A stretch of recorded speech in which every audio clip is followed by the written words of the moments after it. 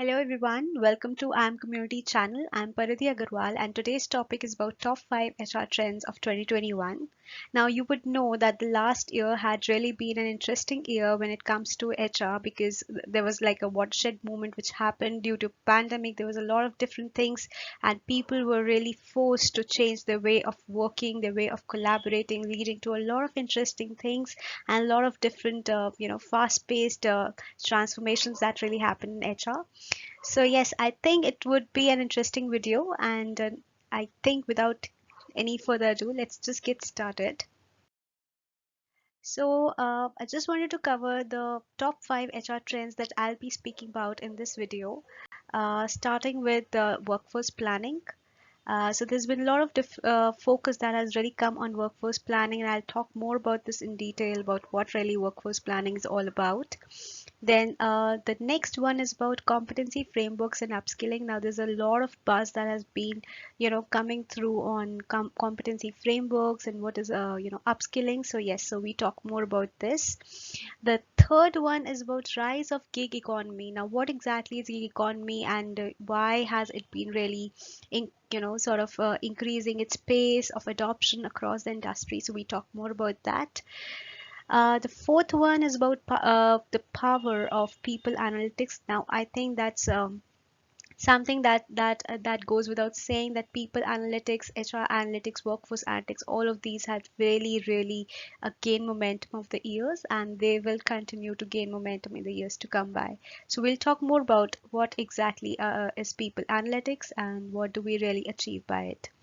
Now, the fifth one and the last one that we cover in today's video is about reinventing the employee experience. Now, employee experience is something that has gone big really in the last years, and specifically in the last 1 year where there were a lot of changes the way people were working from home for majority part of time and still continue to work.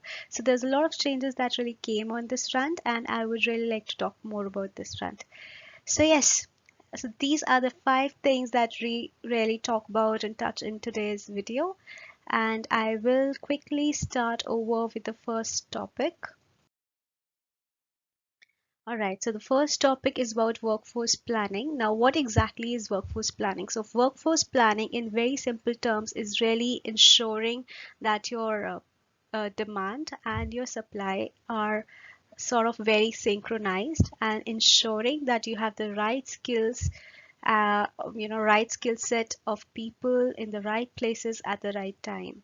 So now if I were to really split it down into 4 different areas and talk about it, I would really like to talk about these 4 areas, which is the right size, where you say that you have got the right amount of people. There are not a lot of vacancies, neither there are a lot of overstuffing that has happened. So you have the right amount of people for for the kind of requirements that you have.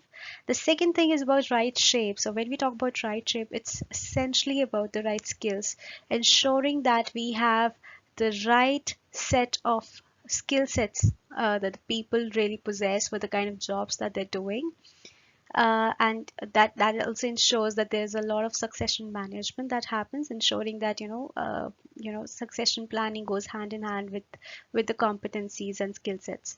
Now the third one is about right cost. So obviously if we really maintain the supply and demand efficiently, it will lead to a lot of cost efficiency and ensuring that there's a manageable cost.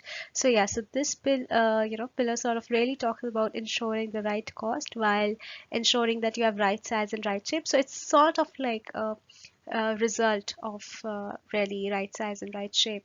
And finally, it's about the right agility. So when we talk about agility, it's just that while we ensure that this happens, it needs to be a dynamic process wherein we have to ensure that it's agile, it's scalable, and it's dynamic in approach, so that wherever there are changes which do come by and unexpectedly do come by, we are resilient enough to really tweak around the system and make changes and make it work.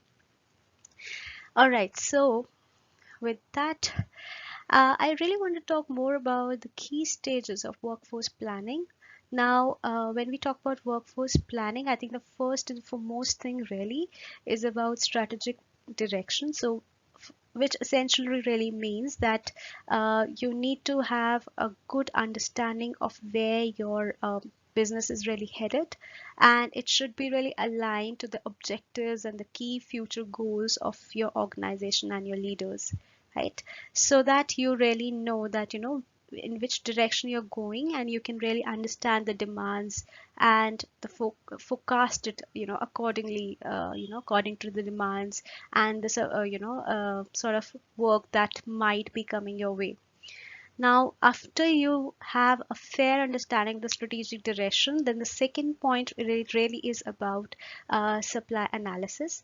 So, after you know the kind of you have forecasted the kind of amount or the number of hours that you would need, or the kind of work that needs to be done, and the amount of people you would need for that, then the next step is really about to just take a look at your current workforce, and really it will definitely change over time due to attrition, due to other trends. So just uh, a projection of how your supply side is really positioned.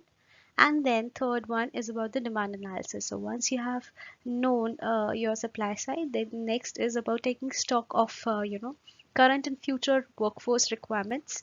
Essentially the same thing, that how many people are required, what is the manpower budgeting analysis, all of that. So that goes into your demand analysis.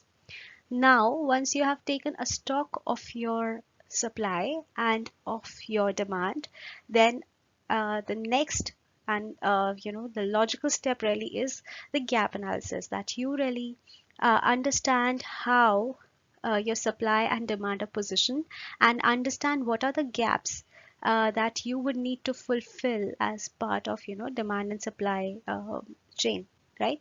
So that once you've got the demand, then you of course put that into different priority gaps, and ensure that you first take care or cater to the top priority ones, and then go on significantly from there in the ascending order.